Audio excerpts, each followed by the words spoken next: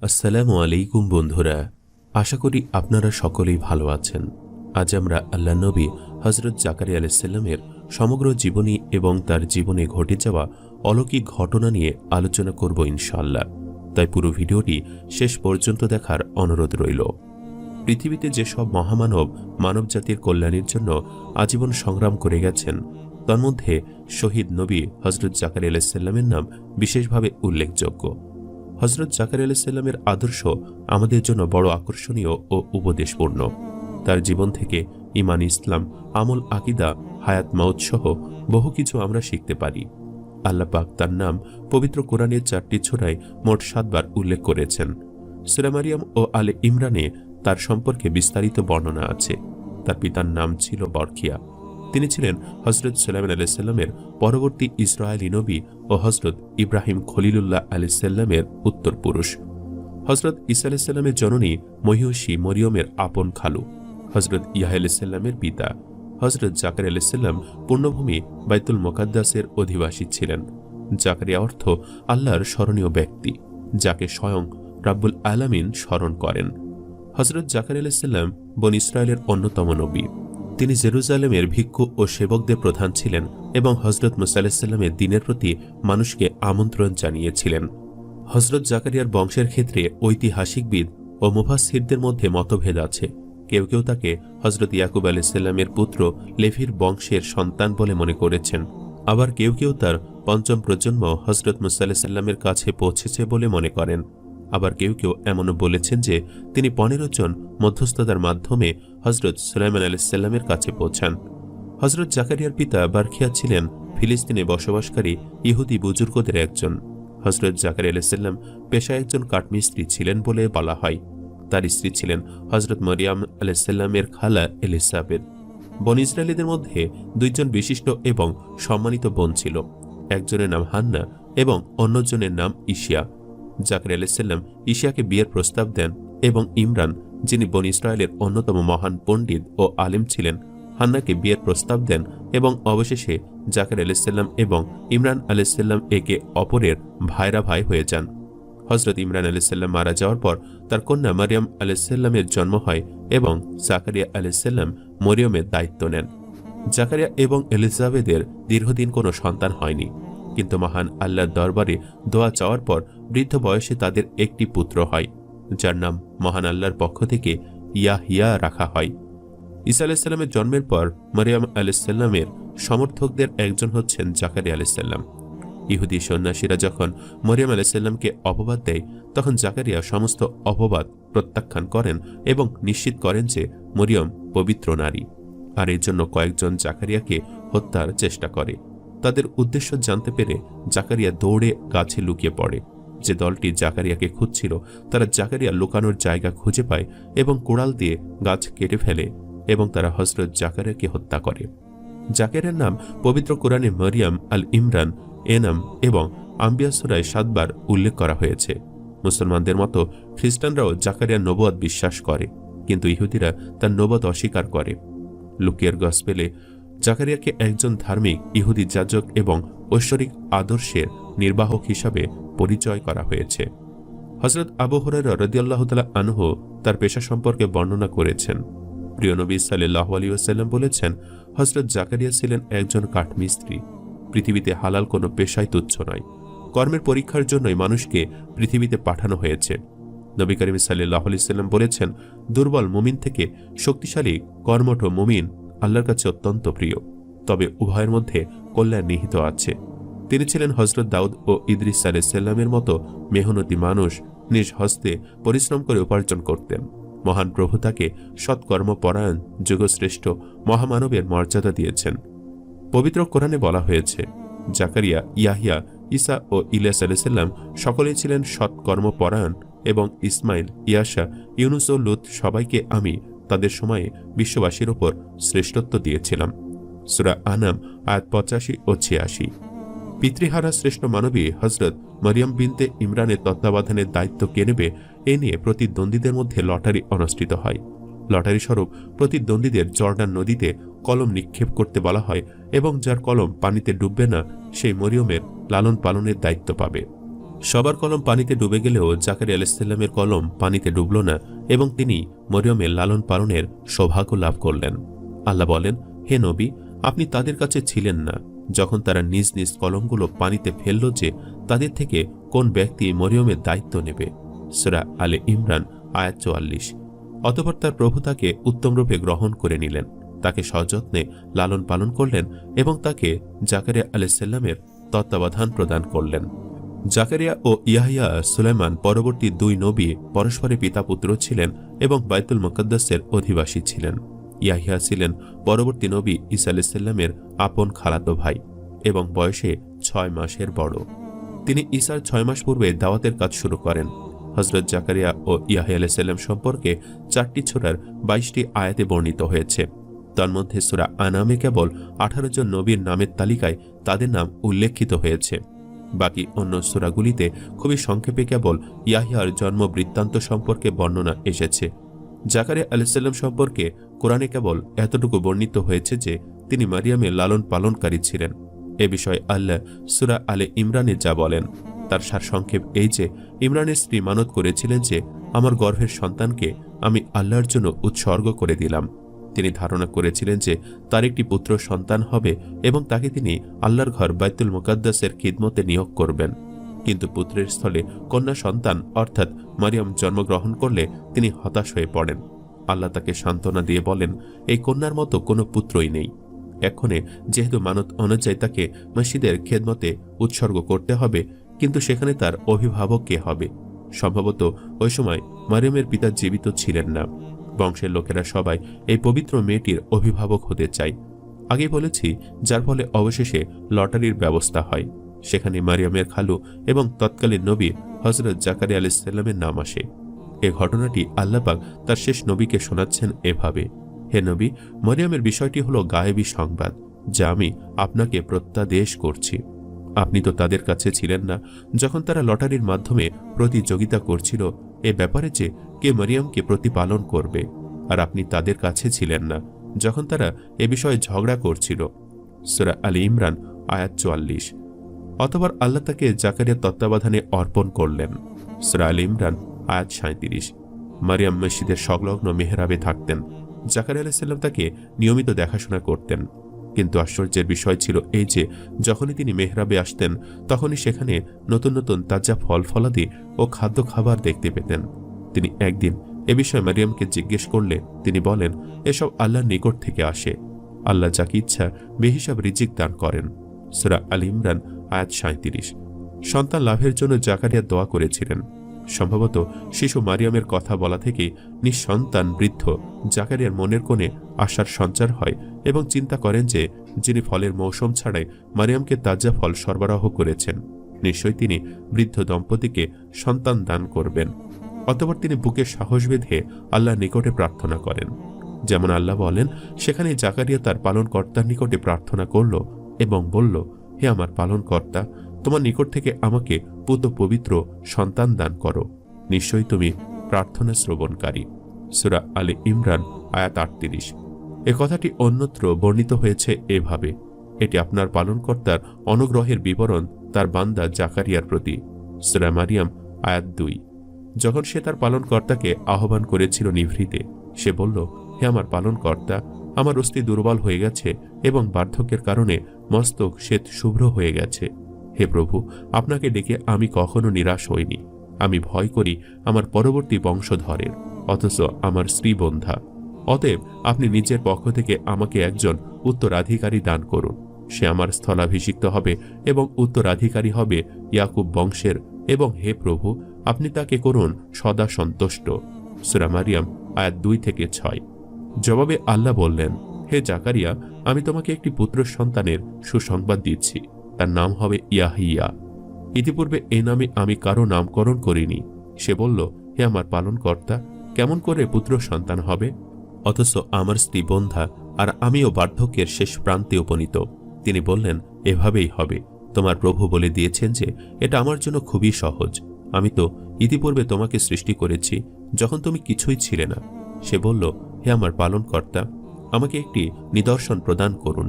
তিনি বললেন, তোমার নিদর্শন এই যে তুমি সুস্থ অবস্থায় একটানা 3 দিন লোকজনের সাথে কথাবার্তা বলতে পারবে না।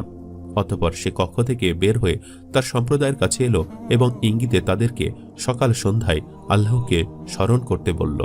সূরা মারিয়াম আয়াত 7 থেকে 11। এরপরে আল্লাহ তার দোয়া কবুল করে পুত্র ইয়াহিয়া আলাইহিস সালামকে তাদের দান করেন। হযরত জাকারিয়া আলাইহিস সালামের পুত্র ইয়াহিয়া আলাইহিস সালাম ছিলেন খুবই আল্লাহ ভীরু। জাকারিয়ার পুত্র এর জন্ম সম্পর্কে আল্লাহ বলেন, অতঃপর যখন সে কামরায় সালাতরত অবস্থায় দাঁড়িয়েছিল তখন ফেরেশতারা তাকে ডেকে বলল যে, আল্লাহ আপনাকে সুসংবাদ দিচ্ছেন ইয়াহিয়া সম্পর্কে, যিনি সাক্ষ্য দিবেন আল্লাহর নির্দেশের সত্যতা সম্পর্কে, যিনি নেতা হবেন এবং যিনি নারী সঙ্গ মুক্ত হবেন ও সৎকর্মশীল নবী হবেন। সূরা আলী ইমরান আয়াত 39। অতঃপর আল্লাহর নির্দেশ মতে জাকারিয়া 3 দিন যাবৎ লোকদের সাথে কথা বন্ধ রাখলেন, ইশারা ইঙ্গিত ব্যতীত, এবং সকালে সন্ধ্যায় আল্লাহর ইবাদতে রত থাকলেন ও তার পবিত্রতা ও মহিমা ঘোষণা করতে লাগলেন। সূরা আলী ইমরান আয়াত 40 ও 41। জাকারিয়ার প্রার্থনা কুরআনের অন্যত্র এভাবে বর্ণিত হয়েছে যে, এবং জাকারিয়ার কথা স্মরণ করো যখন সে তার প্রভুকে আহ্বান করেছিল, হে আমার পালনকর্তা, তুমি আমাকে উত্তরাধিকারীহীন একা ছেড়ো না, তুমি তো ইলম ও নবুয়তের সর্বোত্তম উত্তরাধিকারী। অতঃপর আমরা তার দোয়া কবুল করেছিলাম, তাকে দান করেছিলাম ইয়াহিয়া এবং তার জন্য তার স্ত্রীকে করেছিলাম যোগ্যতা সম্পন্ন। তারা সর্বদা সৎকর্মে প্রতিযোগিতা করত, তারা আশা ও ভীতি সহকারে আমাকে ডাকত এবং তারা ছিল আমার প্রতি বিনীত। সূরা আম্বিয়া আয়াত 89-90। অতঃপর ইয়াহিয়া সম্পর্কে আল্লাহ অন্যত্র বলেন, হে ইয়াহিয়া, দৃঢ়তার সাথে এই গ্রন্থ তাওরাত ধারণ করো, আর আমরা তাকে শৈশবে প্রজ্ঞাদান করেছিলাম। সূরা মারিয়াম আয়াত 12। এবং নিজের পক্ষ থেকে তাকে বিশেষভাবে দান করেছিলাম কমলতা ও পবিত্রতা, এবং সে ছিল অতীব তাকওয়াশীল। সে ছিল পিতামাতার অনুগত এবং সে উদ্ধত ও অবাধ্য ছিল না। তার উপরে শান্তি যেদিন সে জন্মগ্রহণ করেছে, যেদিন সে মৃত্যুবরণ করেছে এবং যেদিন সে জীবিত অবস্থায় পুনরুত্থিত হবে। সূরা মারিয়াম আয়াত 12 থেকে 15। কুরআনে বর্ণিত আলে ইমরান 39 ও মারিয়াম 12 থেকে 15 আয়াতে ইয়াহিয়া আলাইহিস সালামকে প্রদত্ত মোট 10টি বৈশিষ্ট্য প্রমাণিত হয়। এই বর্ণনা সমূহ থেকে জাকারিয়া ও ইয়াহিয়া সম্পর্কে বেশ কিছু বিষয় প্রতিভাত হয়। যেমন জাকারিয়া ও ইয়াহিয়া বাইতুল মুকাদ্দাসের সন্নিকটে বসবাস করেন এবং তারা বনী ইসরাইল বংশের নবী ছিলেন। জাকারিয়া আলাইহিস সালাম বিবি মারিয়ামের অভিভাবক ও লালন পালনকারী ছিলেন। জাকারিয়া অতি বৃদ্ধ বয়সে বন্ধ্যা স্ত্রীর গর্ভ হতে একমাত্র পুত্র সন্তান লাভ করেন এবং আল্লাহ স্বয়ং তার নাম রাখেন ইয়াহিয়া, যে নাম ইতিপূর্বে কারোর জন্য রাখা হয়নি। ইয়াহিয়া নবী হন। তিনি শৈশব থেকেই প্রকাশ সম্পন্ন, কোমল হৃদয় ও পবিত্র ব্যক্তিত্ব ছিলেন। তিনি চিরকুমার ছিলেন। তিনি পিতামাতার অতীব অনুগত এবং আল্লাহ ভীরু ছিলেন। মারিয়াম ছিলেন ইয়াহিয়ার খালাতো বোন এবং ইয়াহিয়ার পরেই মারিয়াম পুত্র ঈসা আলাইহিস সালাম নবী এবং রাসূল হন। তারপর থেকে শেষ নবীর আবির্ভাব পর্যন্ত প্রায় 600 বছর নবী আগমনের সিলসিলা বন্ধ থাকে, যাকে রাসূল আগমনের বিরতিকাল বলা হয়। জাকারিয়া আলাইহিস সালামের শরীয়তে সিয়াম অবস্থায় সর্বদা মৌন থাকা এবং ইশারা ইঙ্গিত ব্যতীত কারোর সাথে কথা না বলার বিধান ছিল।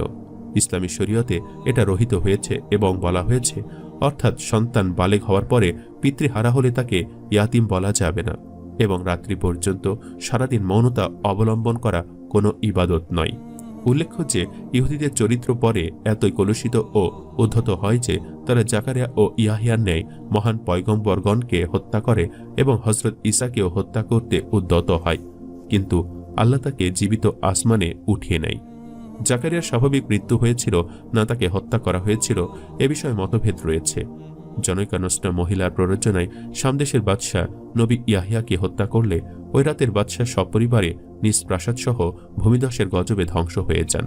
এতে লোকেরা হযরত জাকারিয়াকে দায়ী করে ও তাকে হত্যা করার জন্য ধাওয়া করে। তখন একটি গাছ ফাঁক হয়ে তাকে আশ্রয় দেয়। পরে শয়তানের প্ররোচনায় লোকেরা ওই গাছটি করাতে চিরে 2 ভাগ করে ফেলে এবং এভাবে জাকারিয়া নিহত হন বলে জাকারিয়া আলাইহিস সালাম নিজেই মিরাজ রজনীতে শেষ নবী মুহাম্মদ সাল্লাল্লাহু আলাইহি সাল্লামের সাথে বর্ণনা করেছেন বলে ইবনু আব্বাসের নামে যে হাদিস বর্ণিত হয়েছে, এটি বিস্ময়করভাবে পুরাপর সম্পর্কহীন ও আশ্চর্যজনক হাদিস এবং এটি রাসূল থেকে বর্ণিত হওয়াটা একেবারেই অমূলক।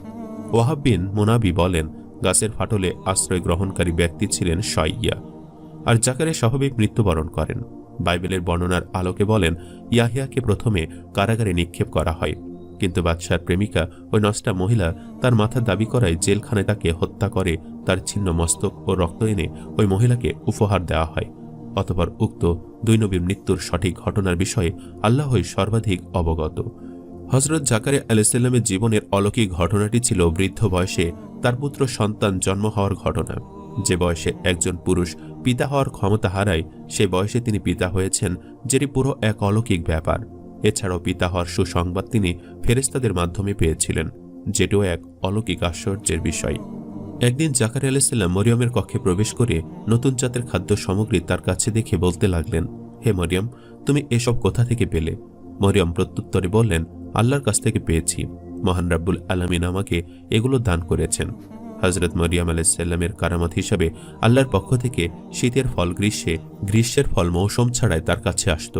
হযরত জাকারিয়া আলাইহিসসালাম তখন বেশি বৃদ্ধ ছিলেন। তার স্ত্রী ইলিসাবাত নিঃসন্তান বৃদ্ধা বন্ধ্যা ছিল। মরিয়ম আলাইহিসসালামের কাছে অসময় ফল দেখে তিনি অবাক হলেন এবং উপদেশ গ্রহণ করলেন এবং মনে মনে ভাবলেন যে অসময়ে সন্তান হতে পারে। তাই তিনি ৭৭ বছর বয়সে মনে মনে চিন্তা করতে লাগলেন যে রব মরিয়মকে গায়েবীভাবে ফলমূল দান করতে পারে, সে রবের কাছে সন্তান চাইলে হয়তোবা তিনি আমাকে সন্তান দান করতে পারে। তাই তিনি এই বৃদ্ধ বয়সে বিনয়ের সাথে আল্লাহর কাছে দোয়া করলেন। তিনি মহান রাব্বুল আলামিনের কাছে তাৎক্ষণিক মরিয়মের কক্ষে প্রার্থনা করলেন। তিনি আল্লাহর কাছে দোয়া করে বললেন, হে আমার প্রভু, আপনার পক্ষ থেকে আমাকে একটা পুত পবিত্র সন্তান দান করুন। নিশ্চয়ই আপনি দোয়া শ্রবণকারী। যখন তিনি তার প্রভুর কাছে নির্জনে প্রার্থনা করলেন, হে আমার প্রভু, বার্ধক্যের কারণে আমার অস্থি দুর্বল হয়ে গেছে, মস্তক শুভ্র দীপ্ত হয়েছে, আপনাকে ডেকে প্রভু আমি কখনো নিরাশ হইনি, আর অবশ্যই আমার পর স্বগোত্রকে আমি ভয় করছি। এই অবস্থায় যে আমার স্ত্রী বন্ধ্যা, তাই আপনার পক্ষ থেকে আমাকে দায়িত্ববান সন্তান দান করুন। সে আমার নবুয়তের উত্তরাধিকারী হবে, আর উত্তরাধিকারী হবে ইয়াকুব বংশের, এবং তাকে প্রভু সকলের কাছে গ্রহণযোগ্য বানিয়ে দিও। তিনি আরও দোয়া করলেন, হে আমার প্রভু, আমাকে একাকী রাখবেন না, অথচ আপনি সর্বোত্তম উত্তরাধিকারী। আল্লাহ তাআলা তার দোয়া কবুল করলেন। তিনি বাইতুল মুকাদ্দাসের মেহরাবে নামাজরত হলেন। এরই মধ্যে আল্লাহ পাকের আদেশে হযরত জিবরাইল আলাইহিসসালাম এসে তাকে বললেন, আল্লাহ আপনাকে ইয়াহিয়া নামক পুত্র সন্তানের সুসংবাদ দিচ্ছেন, যিনি হবেন সৎকর্মপরায়ণ, নারী সংযমী ও আল্লাহর নির্দেশ বাস্তবায়নকারী। তিনি বললেন, হে প্রভু, আমি বার্ধক্যে উপনীত হয়েছি, কিভাবে আমার সন্তান হবে? আমার স্ত্রী বন্ধ্যা। তিনি বললেন, এমনিই হবে, আল্লাহ যা ইচ্ছা করেন করে ফেলেন। আল্লাহ জিবরাইলের মাধ্যমে তার বাণী পাঠিয়ে জানালেন যে, হে জাকারিয়া, আমি আপনাকে ইয়াহিয়া নামক এক পুত্রের সুসংবাদ দিচ্ছি। এর আগে এই নামে কাউকে সৃষ্টি করিনি। জাকারিয়া আলাইহিসসালাম বললেন, প্রভু, কিভাবে আমার পুত্র সন্তান হবে? কেননা আমি বার্ধক্যে উপনীত হয়েছি এবং আমার স্ত্রী বন্ধ্যা। তিনি উত্তর দিলেন, সেভাবেই হবে। আপনার প্রভু বলেছেন, এ কাজ আমার পক্ষে অতি সহজ। এর আগে আপনাকে সৃষ্টি করেছি, তখন আপনি কিছুই ছিলেন না। এরপর আল্লাহ তার স্ত্রীকে প্রজনন যোগ্য করে দিলেন। আল্লাহ বললেন, নিশ্চয়ই তারা সৎকর্মে প্রতিদ্বন্দ্বিতা করতেন এবং আমাকে ডাকতেন সন্তর্পণে। আন্তরিকভাবে তারা ছিলেন আমার বিনয় অবনত বান্দা। সূরা আম্বিয়া আয়াত ৯০। হযরত জাকারিয়া আলাইহিসসালাম জিবরাইল আলাইহিসসালামের মুখে সমস্ত ঘটনা শুনে বললেন, আমার স্ত্রী গর্ভবতী হয়েছে, তা বুঝতে আমাকে একটা নিদর্শন দিন। তখন আল্লাহ তাআলা আবারও ওহী নাজিল করলেন আর বললেন, এরশাদ হলো এই যে ৩ দিন পর্যন্ত কারো সাথে সরাসরি কথা বলবেন না, তবে ইশারায় বলতে পারবেন, আর আপনার রবকে বেশি বেশি স্মরণ করুন ও সকাল সন্ধ্যা তাসবিহ পড়ুন। সূরা আল ইমরান আয়াত ৪১। অতঃপর তিনি মেহরাব থেকে বেরিয়ে ইশারার মাধ্যমে লোকজনকে ওহীর বিধান জানিয়ে দিলেন। এক পর্যায়ে হযরত ইয়াহইয়া আলাইহিস সালাম জন্মগ্রহণ করলেন, কালক্রমে বড় হলেন ও নবুয়ত প্রাপ্ত হলেন। আর এই সম্পূর্ণ ঘটনাটি ছিল হযরত জাকারিয়া আলাইহিস সালামের জন্য অলৌকিক নিদর্শন, অলৌকিক আশীর্বাদ এবং অলৌকিক বিস্ময়কর ঘটনা। জাকারিয়া আলাইহিস সালামের জীবনের আরেকটি অলৌকিক ঘটনা ছিল, তিনি অলৌকিকভাবে গাছের ভেতরে মৃত্যুর হাত থেকে বাঁচার জন্য আশ্রয় গ্রহণ করেছিলেন। হযরত ইয়াহইয়া আলাইহিস সালাম যখন নবী হলেন, তখন পিতা পুত্রে একত্রে আল্লাহর পথে দাওয়াত ও তাবলীগ শুরু করলেন। তারা প্রচার করতে লাগলেন, আপন বোন ভগ্নী খালা ফুফুদের বিবাহ করা নিষেধ। কিন্তু সে যুগের অত্যাচারী বাদশাহ এ নিষেধ অগ্রাহ্য করল। বাদশার প্রেয়সী তার কাছে অনুরোধ করল, আমি ইয়াহিয়ার রক্ত চাই। ফলে ইয়াহিয়াকে হত্যা করা হলো। আল্লাহর গজব এলো হত্যাকারীদের ওপর। হত্যাকারীরা ধ্বংস হলো। তারা বলল, জাকারিয়ার প্রভু আমাদের ধ্বংস করে দিল, অতএব তাকে পাকড়াও করে আনো। কথা জানার পর তিনি পালাতে গেলেন। শত্রুদের হাত থেকে তিনি পালানোর জন্য দৌড়াতে লাগলেন, কিন্তু দৌড়াতে দৌড়াতে পালানোর মতো কোনো জায়গা আর খুঁজে পাচ্ছিলেন না। এ সময় কুদরতিভাবে একটা গাছ তাকে আশ্রয় দিল। বিস্ময়করভাবে হযরত জাকারিয়া আলাইহিস সালামকে বাঁচানোর জন্য একটি গাছের কাণ্ড ফাঁক হয়ে গেল। তিনি গাছের ভেতরে আশ্রয় নিলেন, কিন্তু শত্রুর দল ইবলিসের সহায়তায় করাত দিয়ে গাছটি দ্বিখণ্ডিত করে ফেলল। গাছের সাথে তিনিও দ্বিখণ্ডিত হয়ে গেলেন। আর ঠিক ওই মুহূর্তেই তার উপর আবার ওহী নাজিল হলো। ওহীতে আল্লাহ তাকে জানিয়ে দিলেন, আপনি চুপচাপ না থাকলে এ জনপদবাসীকেও কওমে লূতের মতো উল্টো করে দিয়ে ধ্বংস করে ফেলব। ও শব্দ করলে নবুয়তের খাতা থেকে আপনার নাম বাদ দেওয়া হবে। তাই তিনি নীরব রইলেন। আর এই সম্পূর্ণ ঘটনাটি ছিল তার জীবনের জন্য আরেকটি অলৌকিক ঘটনা। বনী ইসরায়েলের অন্যতম প্রধান নবী ছিলেন জাকারিয়া আলাইহিস সালাম। ঈসা আলাইহিস সালামের মা মারিয়াম আলাইহিস সালামের তত্ত্বাবধায়ক ছিলেন তিনি। তার প্রতি আল্লাহর বিশেষ অনুগ্রহ দেখে আল্লাহর অনুগ্রহ প্রাপ্তির আশা জেগে ওঠে জাকারিয়া আলাইহিস সালামের অন্তরে। পবিত্র কোরআনে ইরশাদ হয়েছে, এটি আপনার রবের বান্দা জাকারিয়ার প্রতি বিশেষ অনুগ্রহের বর্ণনা। তিনি গোপনে তার রবকে ডাকেন। তিনি বলেন, হে রব, আমার অস্থি দুর্বল হয়ে পড়ে, বার্ধক্যে আমার মাথা শুভ্রোজ্জ্বল হয়েছে। হে আমার প্রতিপালক, আপনাকে ডেকে আমি কখনো ব্যর্থ হইনি। আমি আশঙ্কা করি আমার পর আমার স্বগোত্রীয়দের সম্পর্কে, আমার স্ত্রী বন্ধা, সুতরাং আপনি আপনার পক্ষ থেকে আমাকে উত্তরাধিকারী দান করুন। সূরা মারিয়াম আয়াত 2 থেকে 5। জাকারিয়া আলাইহিস সালামের স্ত্রী বন্ধা ছিলেন, বয়সে অনেক হয়, কিন্তু তাদের কোনো সন্তান ছিল না। তবে আল্লাহর অনুগ্রহের প্রতি তারা হতাশ ছিলেন না, তাই গোপনে আল্লাহর কাছে দোয়া করতে থাকেন তিনি। ইরশাদ হয়েছে, আর জাকারিয়া মহান রবকে ডাকতে শুরু করে, হে আমার রব, আমাকে একাকী ছেড়ে দেবেন না, আপনি সর্বোত্তম উত্তরাধিকারক। আমি তার ডাকে সাড়া দেই, ইয়াহয়া নামে একজন সন্তান দেই এবং তার স্ত্রীকে উপযুক্ত করে তুলি। তারা কল্যাণকর কাজে অগ্রগামী ছিলেন। আমাকে তার আগ্রহ ও ভয় ডাকত। আসলে তারা আমাকে অনগত ছিল। সূরা আম্বিয়া আয়াত 89-90। জাকারিয়া আলাইহিস সালাম ও তার স্ত্রীর দাম্পত্য জীবন ছিল আনন্দে ভরপুর। জাকারিয়া আলাইহিস সালাম ছিলেন বনী ইসরায়েলের বংশোদ্ভূত। তার স্ত্রীর নাম ইতিহাস বা তাফসির গ্রন্থে উল্লেখ হয়নি, তবে খতিব আল উমারি তার নাম ইয়াশা বলে উল্লেখ করেন। আর জাকারিয়া আলাইহিস সালামের স্ত্রী ছিলেন মরিয়মের মা ও ইমরান আলাইহিস সালামের স্ত্রী হান্নার বোন। আল্লাহ তাআলা জাকারিয়া আলাইহিস সালামকে একজন সুসন্তান দান করেন, আর জন্মের আগেই সন্তানের নবী হওয়ার সুসংবাদ দেন। হযরত জাকারিয়া আলাইহিস সালামের পুত্র ইয়াহয়া আলাইহিস সালামের জন্মের ব্যাপারে কোরআনে অনেক কিছু উল্লেখ আছে। যেমন আল্লাহ তাআলা বলেন, অতঃপর তার রব তাকে কবুল করেন এবং উত্তম রূপে গড়ে তোলেন। জাকারিয়া তার তত্ত্বাবধান করেন। যখনই মারিয়ামকে জাকারিয়া দেখতে আসতেন, তার কাছে খাদ্য সামগ্রী দেখতেন, তখন তিনি বলতেন, হে মারিয়াম, তোমার কাছে এগুলো কোত্থেকে এলো? মারিয়াম বলতেন, তা আল্লাহর কাছ থেকে। আল্লাহ যাকে ইচ্ছা তাকে অগণিত রিজিক দেন। সূরা আল ইমরান আয়াত 37-41। আল্লাহ তাআলা জাকারিয়া আলাইহিস সালামের পরিবারের উপর বিশেষ অনুগ্রহ করেছিলেন। আল্লাহ স্বয়ং তার সন্তানের সুন্দর নাম রাখেন। ইয়াহয়া আলাইহিস সালামের নামে এর আগে কারো নামও রাখা হয়নি। নবীদের মধ্যে বিরল সম্মাননার পাশাপাশি ইয়াহয়া আলাইহিস সালামের উপর অনেক পরীক্ষায় উত্তীর্ণ হতে হয়। দিনের ওপর অবিচল ও কঠিন অবস্থায় ধৈর্য ধারণ করে নিজের একনিষ্ঠতার প্রমাণ দিতে হয়। নিজ জাতি বিশ্বাসঘাতকতা করে জাকারিয়া আলাইহিস সালাম ও পরবর্তী সময়ে ইয়াহয়া আলাইহিস সালামকে হত্যা করে। আল্লাহ তাআলা বলেন, হে ইয়াহইয়া, আপনি শক্ত করে কিতাব আঁকড়ে ধরুন। আমি তাকে শৈশবে দান করেছিলাম জ্ঞান, আমার কাছ থেকে হৃদয়ের কোমলতা ও পবিত্রতা। সে ছিল মুত্তাকি, পিতামাতার প্রতি অনুগত, এবং সে ছিল না উদ্ধত ও অবাধ্য। তার প্রতি শান্তি যেদিন সে জন্ম লাভ করে, যেদিন সে জীবিত অবস্থায় উত্থিত হবে। সূরা মারিয়াম আয়াত 12-15। সন্তানের মাধ্যমে আল্লাহ তাআলা জাকারিয়া আলাইহিস সালামের প্রতি অনুগ্রহ করলেও তার বংশধারা অব্যাহত ছিল না, বরং ইয়াহয়া আলাইহিস সালাম পর্যন্ত তার বংশধারা জারি থাকে। বনী ইসরায়েল থেকে ঈসা আলাইহিস সালাম পর্যন্ত নবুয়তের ধারাবাহিকতা থাকে। এর দীর্ঘকাল পর মহানবী সাল্লাল্লাহু আলাইহি সাল্লাম নবুয়ত লাভ করেন। প্রসিদ্ধ বর্ণনা মতে জেরুজালেমে মসজিদ বাইতুল মুকাদ্দাসের পাশেই পিতা পুত্র সমাহিত আছেন। হযরত জাকারিয়া আলাইহিস সালামকে ইহুদিরা হত্যা করেছিল কিনা এ নিয়ে কেউ কেউ দ্বিমত পোষণ করলেও বেশিরভাগ তাফসীরকারকগণ মনে করেন ইহুদিরাই জাকারিয়া আলাইহিস সালামকে হত্যা করেছিল।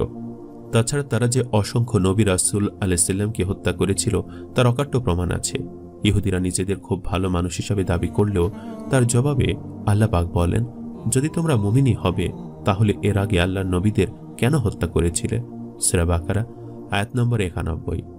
আল্লাহ নবী হযরত জাকারিয়া আলাইহিস সালাম তার পুরোটা জীবন জুড়ে বনী ইসরায়েলদের কাছে আল্লাহর একত্ববাদ প্রচার করে গেছেন। তিনি ছিলেন অত্যন্ত আল্লাহ ভীরু। তিনি সর্বদাই আল্লাহর ইবাদতে মগ্ন থাকতেন। আল্লাহর জন্য নিজের জীবনকে বিলিয়ে দিতেও প্রস্তুত ছিলেন। শুধুমাত্র নিজ কওমের ধ্বংস যাতে না হয় সেজন্য তিনি কঠিন মৃত্যুর মুহূর্তেও আল্লাহর ওহী নাজিল হওয়ার পর নীরব ছিলেন। আল্লাহ তাআলা সকল নবী এবং রাসূলদের উসিলায় আমাদের উত্তম হেদায়েত দান করুক, আমিন। প্রিয় শ্রোতা, এতক্ষণ আলোচনা করেছি আল্লাহর নবী হযরত জাকারিয়া আলাইহিস সালামের সমগ্র জীবনী ও তার জীবনে ঘটে যাওয়া কয়েকটি অলৌকিক ঘটনা। আজকের ভিডিওতে আপনাদের সামনে উপস্থাপন করেছি কিভাবে আল্লাহ তাআলা অলৌকিকভাবে হযরত জাকারিয়া আলাইহিস সালামকে বৃদ্ধ বয়সে পিতা হওয়ার সুসংবাদ দান করেছিলেন, কিভাবে আল্লাহ তাআলা অলৌকিকভাবে তাকে আগে জানিয়ে দিয়েছিলেন যে তার আগত সন্তান হবে পরবর্তী নবী। এছাড়া আলোচনা করেছি কিভাবে শত্রুদের হাত থেকে বাঁচতে একটি গাছ থেকে অলৌকিকভাবে তাকে কিভাবে সাহায্য করেছিল সে সম্পর্কে একটি বিস্ময়কর ঘটনা। সম্মানিত দর্শক, ভিডিওটি আপনাদের কাছে কেমন লেগেছে তা আমাদের কমেন্ট করে অবশ্যই জানাবেন। আর সবাই আমাদের সাথেই থাকবেন। আজ তাহলে এই পর্যন্তই। আপনারা ভালো থাকবেন, সুস্থ থাকবেন। আল্লাহ হাফেজ।